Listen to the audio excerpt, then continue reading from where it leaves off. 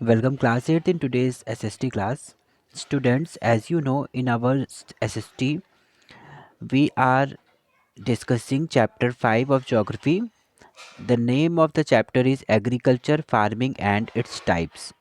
And in this chapter, we have already discussed about all new key terms and we have also discussed about agriculture. हमने साथ में ही ये भी पढ़ा कि what are the factors that influence on agriculture. Agriculture पर या agricultural distribution पर कौन कौन से फैक्टर्स हैं जो इन्फ्लुएंस डालते हैं, जहां हमने डिस्कस किया था क्लाइमेट, रिलीफ फीचर्स, सॉइल और सोशियो इकोनॉमिक फैक्टर्स पर. Students, today we will continue our study with our next topic that is types of farming. आज हम टाइप्स ऑफ फार्मिंग पढ़ेंगे और देखेंगे कि कितने टाइप की फार्मिंग होती है हमारे कंट्री में या वर्ल्ड में. Okay, so let's start. Types of farming. Farming कई टाइप्स के होते हैं. पूरे वर्ल्ड में फार्मिंग मेन ऑक्यूपेशन की तरह होता है लोगों का, और हमारे कंट्री इंडिया में भी बहुत ज़्यादा अमाउंट में, बहुत ज़्यादा पॉपुलेशन में लोग फार्मिंग कर रहे हैं. ये हम लोगों ने पहले भी पढ़ा हुआ है. तो फार्मिंग के टाइप्स, अगर हम फार्मिंग के टाइप्स की बात करते हैं तो हम पाते हैं कि on the basis of availability of land agriculture can be divided into two groups, intensive and extensive. जब हम किसी भी स्मॉल लैंड में, स्मॉल पार्ट ऑफ लैंड में, स्मॉल पीस ऑफ लैंड में फार्मिंग करते हैं, this type of farming is called intensive farming, है ना. जब छोटे लैंड में, बहुत ज़्यादा बड़े लैंड में हम फार्मिंग नहीं कर रहे हैं, ऐसे फार्मिंग को हम इंटेंसिव फार्मिंग कहते हैं. जबकि सेम इसी का अपोजिट हो जाता है, जब हम लार्ज पीस ऑफ लैंड में फार्मिंग कर रहे हैं तो हमारा फार्मिंग जो होगा वो एक्सटेंसिव टाइप ऑफ फार्मिंग कहलाएगा. ठीक है, और ये जो डिवीज़न किया गया फार्मिंग के टाइप का, वो किया गया on the basis of land availability. ठीक है, जब ज़्यादा लैंड अवेलेबल है हमारे पास फार्मिंग के लिए तो एक्सटेंसिव टाइप की फार्मिंग हम कर रहे हैं. जब बहुत ज़्यादा बड़ा नहीं, छोटे लैंड्स में हम काम कर रहे हैं, फार्मिंग कर रहे हैं, तो हमारा इंटेंसिव फार्मिंग कहलाता है. ठीक है, इसके अलावा फार्मिंग को एक और बेसिस पे क्लासिफाइड किया है, जो है on the basis of objectives of cultivation. जब हमारा ऑब्जेक्टिव कल्टीवेशन करने का, एग्रीकल्चर करने का जो हमारा मेन उद्देश्य होगा, ऑब्जेक्टिव होगा, अगर वो सेल्फ नीड को पूरा करना हुआ, मतलब अगर हम फार्मिंग कर रहे हैं just because we have to fulfil our families need, हमें हमारी फैमिली के फूड के लिए, फूड अवेलेबल करने के लिए ही फार्मिंग अगर हम कर रहे हैं, हमारा ऑब्जेक्टिव ये है, तो जो फार्मिंग हम कर रहे हैं वो कहलाएगी सबसिस्टेंस एग्रीकल्चर. क्लियर हो रहा है ना. जब हम सेल्फ नीड के लिए कर रहे हैं, अपनी फैमिली कंजप्शन के लिए कर रहे हैं फार्मिंग, तो हमारा type of farming subsistence farming या सबसिस्टेंस एग्रीकल्चर कहलाएगा. इसी का अपोजिट हो जाएगा जब हम फार्मिंग अगर कर रहे हैं for the purpose of commercial, है ना. जब हम एग्रीकल्चरल प्रोडक्ट्स को प्रोड्यूस करने का हमारा ऑब्जेक्टिव हो कि हम इसे ट्रेडिंग करेंगे, इसका कोई व्यापार करेंगे, मार्केट में सेल करेंगे, या किसी भी वे में इकोनॉमिकली फ़ायदा कमाएंगे, है ना. तो यहाँ पर तो हमारा ऑब्जेक्टिव चेंज हो जा रहा है. तो जब हम इस ऑब्जेक्टिव के साथ, इस उद्देश्य के साथ अगर फार्मिंग कर रहे हैं, तो हमारा टाइप ऑफ फार्मिंग क्या होगा, कमर्शियल टाइप ऑफ फार्मिंग या कमर्शियल एग्रीकल्चर उस टाइम पर हम कर रहे हैं. क्लियर हो रहा है ना. जब सेल्फ नीड के लिए अगर हम फार्मिंग कर रहे हैं, हमारा ऑब्जेक्टिव सेल्फ नीड को पूरा करना है, तो वो सबसिस्टेंस एग्रीकल्चर कहलाएगा. और जब हम मार्केट में बेचने के लिए या किसी भी वे में इकोनॉमिकली फ़ायदा कमाने के लिए फार्मिंग कर रहे हैं, तो ये टाइप की का एग्रीकल्चर हमारा कमर्शियल एग्रीकल्चर कहलाएगा. Clear. Now we will discuss about subsistence farming. अब सबसिस्टेंस फार्मिंग को एक बार और अच्छे से समझ लेते हैं. ये क्या होता है कि ये main basic form of agriculture है हमारे कंट्री इंडिया में. अगर हम बात करते हैं फार्मर्स की और उनके फार्मिंग के, एग्रीकल्चर के टाइप की, तो हम पाते हैं कि हमारी कंट्री में ज़्यादातर फार्मर्स सबसिस्टेंस एग्रीकल्चर यूज़ कर रहे हैं ना. वो बहुत ज़्यादा सेल करने के लिए, बहुत ज़्यादा ट्रेडिंग पर्पस के लिए और बहुत इनकम कमाने के टारगेट के साथ नहीं एग्रीकल्चर कर रहे हैं। तो यहाँ पर हमारे मैक्सिमम जो फार्मर्स हैं, मैक्सिमम जो भी हमारा फार्मिंग हो रहा है, एग्रीकल्चर हो रहा है, वो सबसिस्टेंस एग्रीकल्चर हो रहा है। यहाँ के लोगों की नीड्स को पूरा करना और फार्मर्स की खुद की फूड की नीड को, फूड के रिक्वायरमेंट को पूरा करना ही यहाँ के का एग्रीकल्चर का ऑब्जेक्टिव होता है। ठीक है। इनके अलावा जब कुछ थोड़ा सा सरप्लस अगर प्रोड्यूस हो जाता है तो स्मॉल अमाउंट में, लिटिल अमाउंट में इसको सेल भी किया जाता है, लेकिन इन वो इसलिए किया जा रहा है क्योंकि हमारे पास सरप्लस हो जा रहा है, एक्स्ट्रा प्रोडक्शन हो जा रहा है इसलिए। पर हमारा जो ऑब्जेक्टिव था फार्मिंग करने का, वो केवल और केवल हमारी फैमिली के रिक्वायरमेंट को पूरा करना था। ठीक है। अब ये सबसिस्टेंस एग्रीकल्चर जो है ना, एंशियंट टाइम से चलता आ रहा है, बहुत प्राचीन समय से ही लोग सबसिस्टेंस एग्रीकल्चर कर रहे हैं। और हमारा जो सबसिस्टेंस फार्मिंग है, इसको भी हम टू ग्रुप्स में, टू पार्ट्स में डिवाइड कर सकते हैं, क्लासिफाइड कर सकते हैं। First is intensive subsistence farming and second is primitive subsistence farming. We will talk about both in brief. Intensive subsistence farming agriculture हम पहले समझेंगे। ओके। तो इंटेंसिव सबसिस्टेंस फार्मिंग या एग्रीकल्चर ऐसा एग्रीकल्चर होता है जहाँ पर हम लैंड को मैक्सिमम यूज़ करते हैं। ठीक है। और मैक्सिमम यूज़ करने के लिए क्या करते हैं, हम यहाँ पर सिंपल टूल्स का यूज़ करते हैं और बहुत ज़्यादा लेबर्स की ज़रूरत हमारे इंटेंसिव सबसिस्टेंस एग्रीकल्चर में पड़ती है। यहाँ पर हम मोर देन वन क्रॉप एक साल के अंदर प्रोड्यूस करते हैं, एक सेम प्लॉट पर ही, एक ही जो हमारा पीस ऑफ लैंड होगा, सेम प्लॉट होगा, उसी पे हम पूरे साल में कई सारे क्रॉप्स का प्रोडक्शन करते हैं। इस टाइप की जो फार्मिंग होती है वो कॉमनली जिन कंट्रीज़ में यूज़ की जाती हैं, प्रैक्टिस की जाती हैं, वो हैं चाइना, जापान और हमारी कंट्री इंडिया। इनके अलावा साउथ ईस्ट एशियन कंट्रीज़ भी बहुत बहुत ज़्यादा इस टाइप के एग्रीकल्चर को करते हुए इंगेज्ड पाई जाती हैं। हमारे इस इंटेंसिव सबसिस्टेंस एग्रीकल्चर में जो प्रैक्टिस की जाती है कंट्री के अंदर, यहाँ पर बहुत सारी फैमिलीज़ होती हैं जो कि डिपेंडेंट होती हैं हमारे पास हमारे कंट्री में स्मॉल लैंड के साथ। यहाँ पर सबके पास बहुत ज़्यादा लैंड नहीं होता है, तो एक छोटे पीस ऑफ लैंड में भी पूरी फैमिली इन्वॉल्व रहती है एग्रीकल्चरल एक्टिविटीज़ करने में। ठीक है। और इसलिए यहाँ पर पाया जाता है कि क्योंकि ये बहुत ज़्यादा डेवलप्ड तरीके से, बहुत ज़्यादा टेक्नोलॉजीज़ को यूज़ करके नहीं किया जाता है इस टाइप का एग्रीकल्चर, इसलिए यहाँ पर जो लेबर्स की डिमांड होती है, लेबर्स की रिक्वायरमेंट होती है, वो बहुत ज़्यादा होती है ना।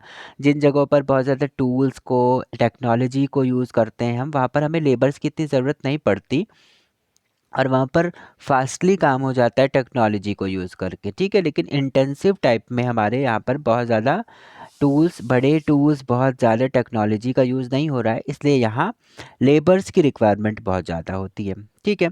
इसके साथ साथ जो यहाँ पर फार्मर्स होते हैं वो एनुअली 2 और 3 क्रॉप्स का प्रोडक्शन करते हैं। मल्टीपल क्रॉपिंग सिस्टम यहाँ पर चलता है। ठीक है। इसके अलावा जो सॉइल की फर्टिलिटी को मेंटेन करे रखने की जो बात आती है, तो वो हो पाती है अच्छे फर्टिलाइजर्स का यूज़ करके। ठीक है। तो यहाँ पर हाई क्वालिटी सीड्स को यूज़ किया जाता है, अच्छे क्वालिटी के फर्टिलाइज़र्स का को यूज़ किया जाता है, प्लेंटी ऑफ वाटर की सप्लाई के साथ यहाँ पर एग्रीकल्चर का काम पूरा होता है। साथ ही साथ क्रॉप रोटेशन मेथड्स को भी अपनाया जाता है, मैन्योरिंग की जाती है, जो कि हमारे सॉइल की फर्टिलिटी को मेंटेन रखता है और उसकी क्वालिटी को बना के रखता है। ठीक है। तो वो जो क्रॉप्स हैं जो कि मेनली हमारे कंट्री में यूज़ किए जाते हैं through intensive subsistence agriculture, they are sugar cane, cotton, rice and wheat. ये हैं हमारे यहाँ के कुछ इंटेंसिव सबसिस्टेंस एग्रीकल्चर के क्रॉप्स के एग्जाम्पल्स। हमारे इंटेंसिव सब्सिस्टेंस एग्रीकल्चर में टेक्नोलॉजीज़ को बहुत ज़्यादा नहीं यूज़ किया जा रहा है, पर यहाँ पर ऐसा भी नहीं है कि टेक्नोलॉजीज़ का यूज़ बिल्कुल ज़ीरो है, यहाँ पर उसका यूज़ भी किया जाता है। ठीक है। जबकि जब हम सेकंड जो टाइप ऑफ फार्मिंग होती है, एग्रीकल्चर होती है, वो है हमारी प्राइमेटिव सब्सिस्टेंस एग्रीकल्चर, जो कि बहुत पहले से की जा रही है। ठीक है। इसको भी 2 टाइप से डिवाइड किया गया। First is nomadic herdings and second is the shifting cultivation.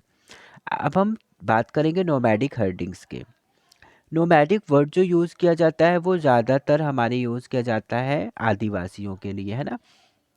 तो ये यूज़ किया जाता था हमारे जो नोमैडिक्स हैं, जैसे शेड्यूल्ड ट्राइब्स के लोग जो जंगलों में, फॉरेस्ट में, हिल्स में या छिपे तौर पे पाए जाते हैं, ठीक है। आदिवासी समुदाय के लोग, आदिवासी कम्युनिटी के लोग जो कि मूव करते रहते हैं from one place to another place in search of food, खुद के फूड के तलाश में। जो उन्होंने एनिमल्स, कैटल्स रियरिंग भी ये साथ में करते हैं, तो उनके लिए ग्रेजिंग पॉस्चर्स की तलाश में, ऐसे प्लेस के सर्च में ये लोग मूव करते रहते हैं जहाँ पर वाटर भी अवेलेबल हो, ठीक है।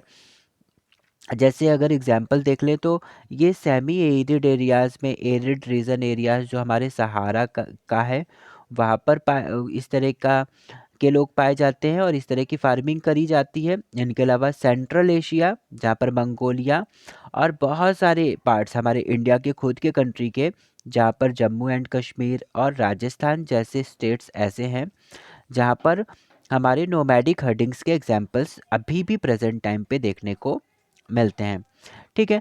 नोमैडिक हर्डर्स क्या होते हैं, ये बिलोंग करते हैं, जैसे यूटेंसिल्स बनाने वाले लोग होते हैं, ये बीडिंग करते हैं, टेंट्स वगैरह बनाते हैं, और one place to another place ये मूव करते हैं डंकीज, हॉर्सेस, कैमल्स और कार्ट्स पर अपनी चीज़ों को रखकर। कुछ चीज़ें होती हैं जो इनके पास होती हैं इनकी खुद की, उसको वो अपने एनिमल्स के बैक पर लोड करके एक प्लेस से दूसरे प्लेस तक मूव करते रहते हैं ना। तो इनको जहाँ पर भी जो भी सही जगह मिल जाती है कल्टीवेशन के योग्य, वो वहीं पर रुकते हैं और वहीं पर कल्टीवेशन करते हैं, फार्मिंग करते हैं, देन वहाँ से फिर मूव कर देते हैं, ठीक है। और इसके अलावा जो मेन कुछ इकोनॉमिक एक्टिविटीज़ हैं जो ये करते हैं, वो ये करते हैं कि जो भी एनिमल्स इनके पास होते हैं उनसे इनको बहुत ज़्यादा प्रॉफिट होता है, और ये उनके स्किन से, हेयर से, बोन से चीज़ें बनाते हैं और उसको भी सेल करते हैं साथ साथ, ठीक है।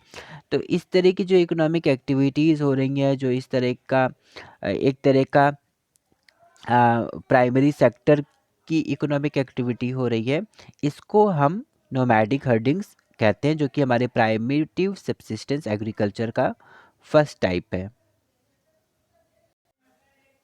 Second type of primitive subsistence agriculture is shifting cultivation. अब ये शिफ्टिंग कल्टीवेशन क्या है, हम लोगों ने पहले भी एक चैप्टर में शिफ्टिंग कल्टीवेशन को डिस्कस किया हुआ है। और शिफ्टिंग कल्टीवेशन क्या है, नाम से पता चल रहा है कि शिफ्ट करने की बात की जा रही है, शिफ्ट कर करके कल्टीवेशन करने की बात यहाँ पर की जा रही है। ये मोस्टली हिली एरियाज़ में प्रैक्टिस किया जाता है या फॉरेस्टेड रीजन्स में यूज़ किया जाता है ज़्यादातर, ठीक है। इस टाइप की जो फार्मिंग होती है, एग्रीकल्चर होता है, उसको नॉर्थ ईस्ट में झम नाम से जाना जाता है। यहाँ पर शिफ्टिंग कल्टीवेशन को झम नाम से जानते हैं या झमिंग कल्टीवेशन भी कह देते हैं कई बार।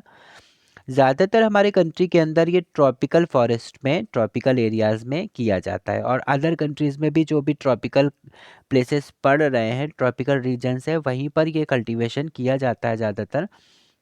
लेकिन यहाँ पर क्या होती है कि यहाँ पर जो शिफ्टिंग कल्टीवेशन की टेक्निक्स जो अपनाई जाती है, वो कैसे अपनाई जाती है, फॉरेस्ट में जो ट्राइबल कम्युनिटी के लोग हैं या फिर किसी भी तरह के लोग जो कि फार्मिंग कर रहे हैं, वो क्या करते हैं, फॉरेस्ट की कटाई कर देते हैं। एक लाइन से सारे फॉरेस्ट का सफाया कर देंगे, क्लीन कर देते हैं, उसको एक क्लीन पैच में कन्वर्ट कर देते हैं, देन उस पे कल्टीवेशन करते हैं, ठीक है। तो ज़्यादातर ये काम ट्राइबल्स करते हैं क्योंकि वही फॉरेस्ट में, हिली एरियाज़ में, आइसोलेटेड एरियाज़ में रहते हैं, है ना। तो ये क्या करते हैं कि फॉरेस्ट को स्लैश और बर्न मेथड के थ्रू साफ कर देते हैं। इसलिए इस एग्रीकल्चर को स्लैश एंड बर्न एग्रीकल्चर भी कहा जाता है। इसमें ये फॉरेस्ट को स्लैश कर देंगे या यानी एक साथ पूरे फॉरेस्ट की कटाई कर देंगे और क्लियर पैचेस पा जाएंगे, या तो कई बार वो बर्न कर देते हैं, पूरे फॉरेस्ट में आग जला देंगे, पूरा फॉरेस्ट एक साथ जल जाता है, उसके एसेस फर्टिलाइजर्स की तरह यूज़ हो जाते हैं।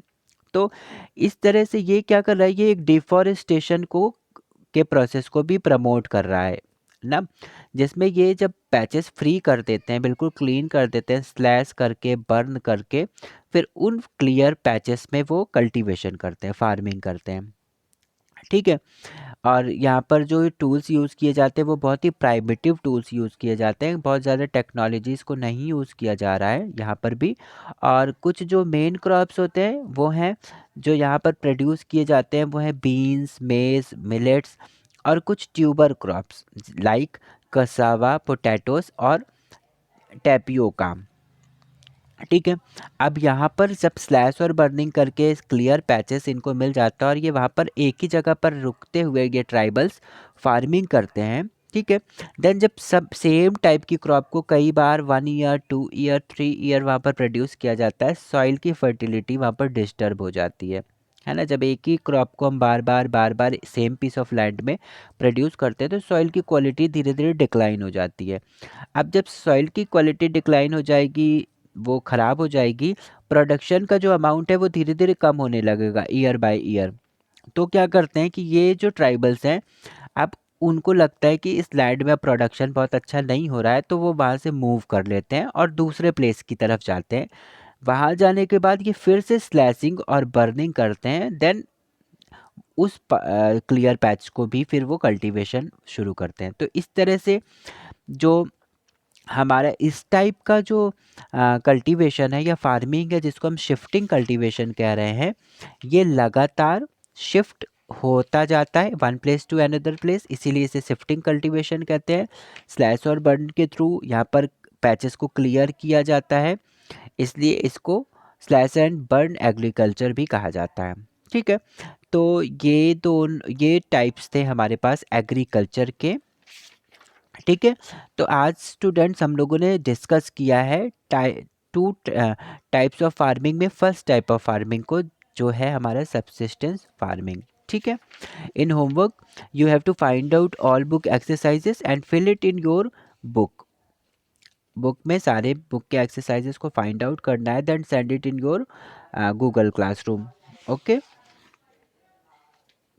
इन our next class we will discuss about commercial farming. हम कमर्शियल फार्मिंग को डिस्कस करेंगे हमारे नेक्स्ट क्लास में। Okay. So students, now we will meet in our next class. Till then take care and have a nice day.